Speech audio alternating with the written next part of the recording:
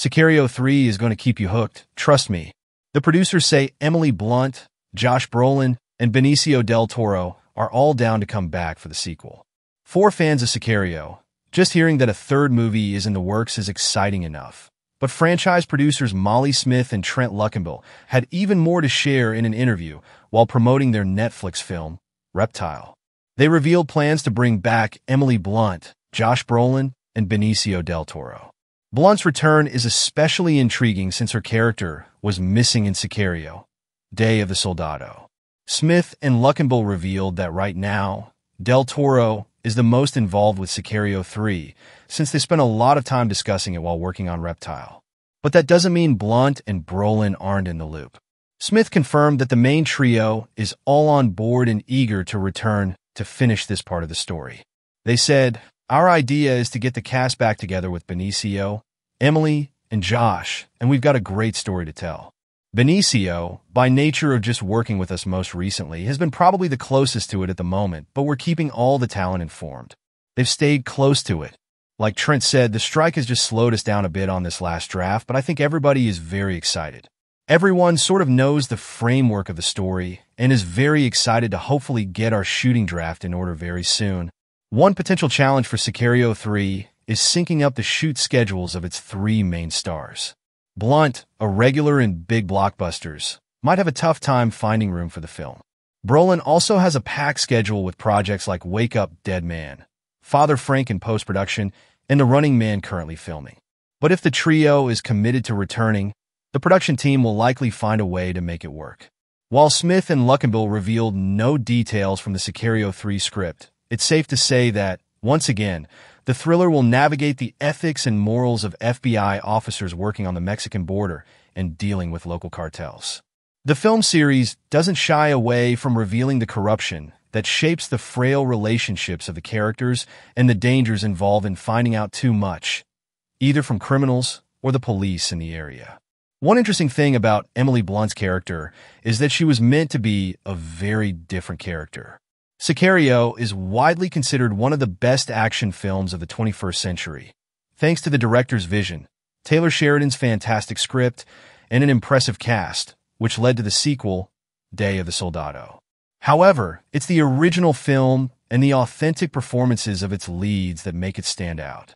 Benicio del Toro is exceptional as Alejandro Gillick, a hitman out for revenge against a cartel kingpin who killed his family.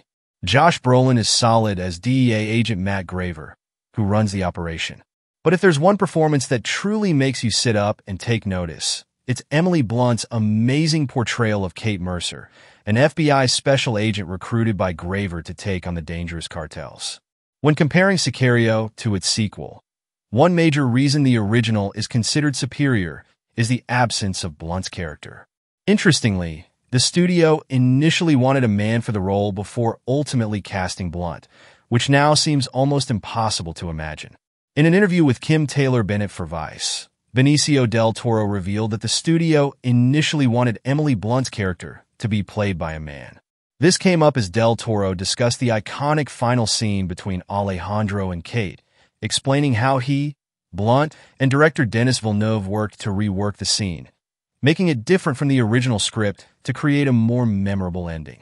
Del Toro praised Blunt for her performance and shared how happy he was to work with her.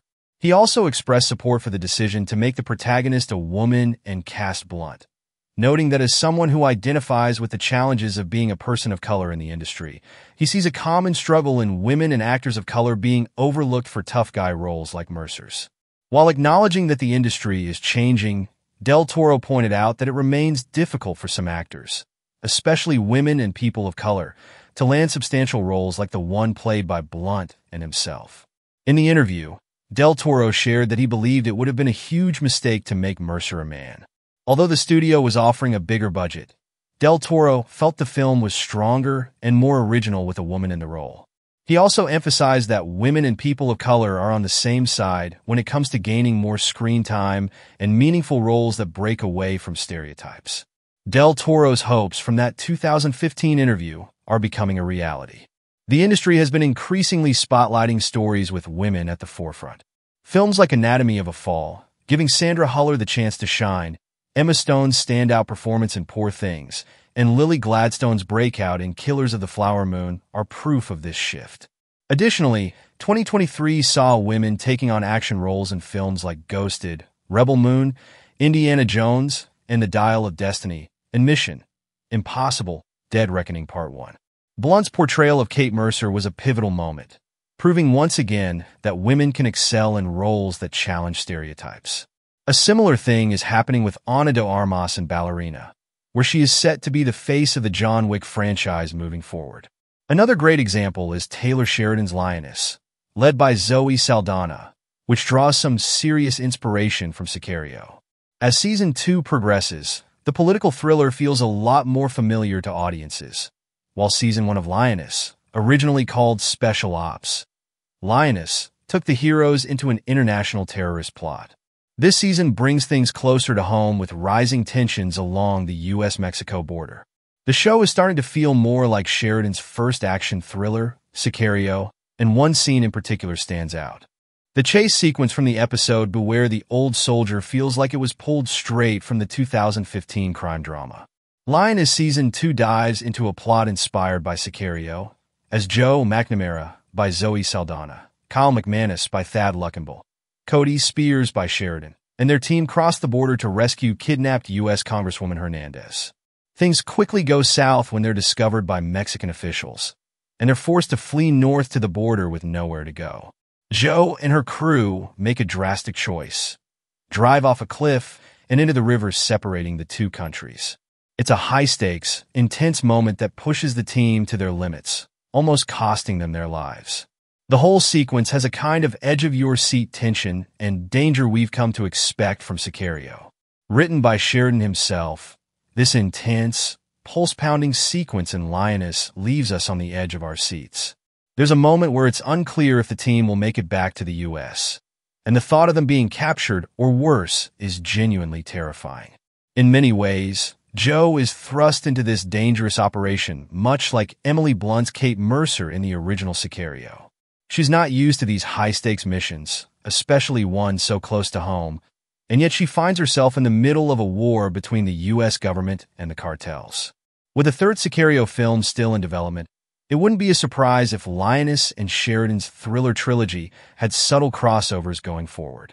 While a direct crossover between Sicario and Lioness seems unlikely due to different studios, the similarities are clear, and they make Lioness an even stronger series. Well, that's it. Let me know what you think about a possible crossover in the comments below, and don't forget to subscribe for more updates on this and other exciting upcoming movies. We'll see you next time.